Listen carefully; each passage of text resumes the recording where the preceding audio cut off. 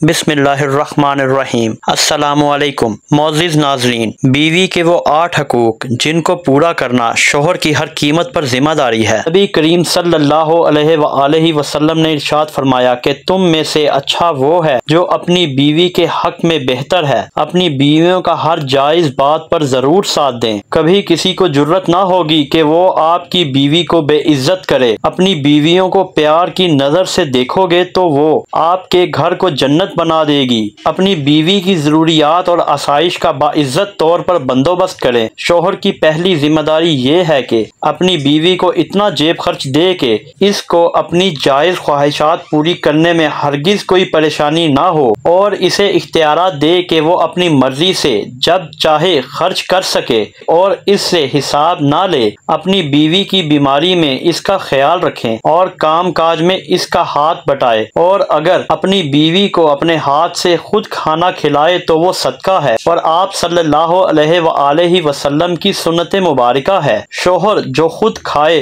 वो अपनी बीवी को भी खिलाए। इसके पहनने और ओढ़ने का इंतजाम करे। बीवी को इसके माँ बाप के घर जाने से ना रोका करें क्योंकि ये इसका बुनियादी हक है और बीवी की छोटी मोटी गलतियों पर फौरन इस पर गुस्सा ना करे बल्कि जब गुस्सा ठंडा हो जाए इसके बाद तन्हाई में अपनी बीवी को समझाएं और बीवी को बच्चों के सामने ना डांटे और ना ही समझाएं क्योंकि बच्चों पे इसका बहुत गलत असर पड़ता है जो आने वाले वक्त में मियाँ बीवी दोनों के लिए बेकार साबित होता है। मौज़िज़ नाज़रीन, अल्लाह पाक ने मर्द को बीवी के मुकाबले में मजबूत इंसान बनाया है और इसीलिए वो घर का सरबराह भी होता है और घर के सारे खर्चे और काम काज वगैरह का बोझ भी उठाता है। और शोहर की जिम्मेदारी एक ही नहीं होती बल्कि बीवी के कुछ ऐसे हकूक भी होते हैं जो शोहर को अदा करने चाहिए। अब मैं आपको बीवी के वो 8 हकूक बताता हूँ जो आपके आने वाली ज़िंदगी में आपको कामयाब बना देंगे।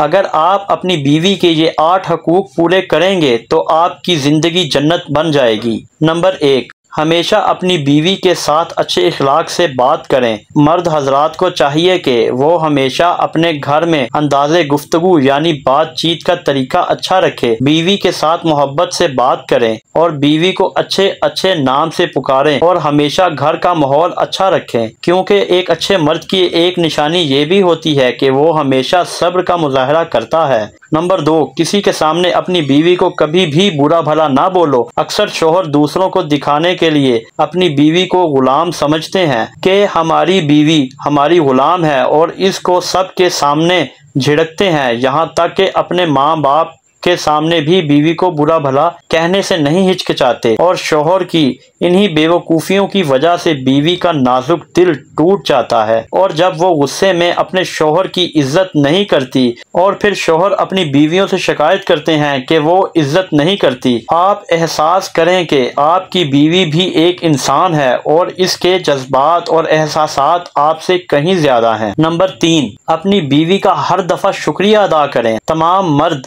इस बात का ज़रूर ख्याल रखें कि आप दिन भर कम अज़ कम 3 मरतबा अपनी बीवी का शुक्रिया ज़रूर अदा किया करें क्योंकि आपकी बीवी आपका घर संभालने वाली है। सिर्फ एक औरत ही नहीं बल्कि आपकी नस्ल की निगहबान भी है और सबसे बढ़कर आपकी इज्जत भी है जो दिन रात आपके बच्चों को भी संभालती है, घर को साफ सुथरा रखती है और आपके हर अच्छे और बुरे हालात में आपके साथ खड़ी रहती है। तो आप लोग भी इस बात का एहसास अपने अंदर पैदा कीजिए कि जब आप घर से बाहर काम करते हैं और औरत आपके घर का काम करती है तो आपकी नस्ल की हिफाजत करती है जिसका एहसानमंद होना चाहिए। नंबर 4, अपनी बीवी से मोहब्बत का इजहार करें यानी इसकी तारीफ करें। ये बीवी का सबसे अहम हक है। आप अपनी बीवी की तारीफ करें क्योंकि शादी से पहले बीवी अपने माँ बाप के घर पर बहुत प्यार और बहुत मोहब्बत के साथ रहती है और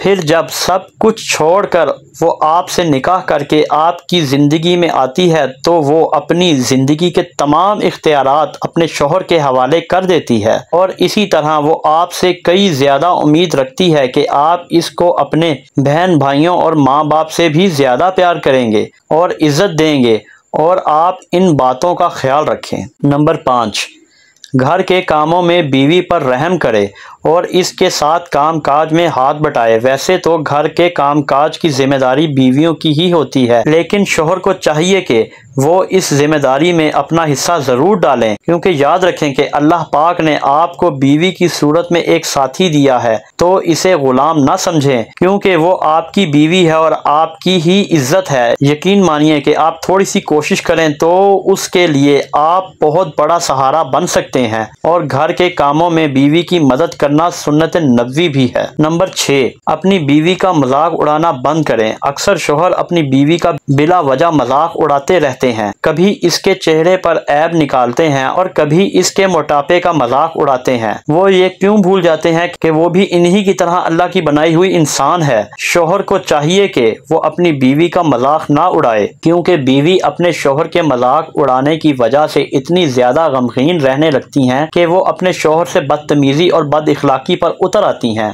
और इसी बात की वजह से वो घर सही तरह से नहीं चल पाता और घरेलू नाचाकियां पैदा हो जाती हैं, जिसकी वजह से बच्चों की अच्छी तरह से तरबियत नहीं हो पाती। याद रखें कि जिम्मेदार शोहर कभी भी अपनी बीवी का मजाक नहीं उड़ाता, बल्कि हमेशा अपनी बीवी की तारीफ करता है। नंबर 7, बीवी की तरबियत करें। इससे मुराद ये है कि शोहर की ये जिम्मेदारी होती है कि वो जिंदगी के हर मोड़ पर बीवी की रहनुमाई करे। अगर आपको इसका खाना पकाना पसंद नहीं आता तो इसको सीखने का वक्त दें और जिंदगी में दीनी और दुनियावी तालीम के लिए खुद अपनी बीवी को आगे बढ़ाएं और इसको सिखाएं, क्योंकि माँ की गोद ही बच्चों की पहली दरसगाह होती है और वो बच्चों की बेहतरीन तरबियत करती है। नंबर 8, अपनी बीवी का ख्याल रखें। यानी अगर कोई शख्स ये चाहता है कि इसकी जिंदगी हर लिहाज से बेहतर गुजरे, तो इसके लिए सबसे पहले अपनी बीवी को समझाना बहुत जरूरी है, जिसके लिए सबसे पहले तो वो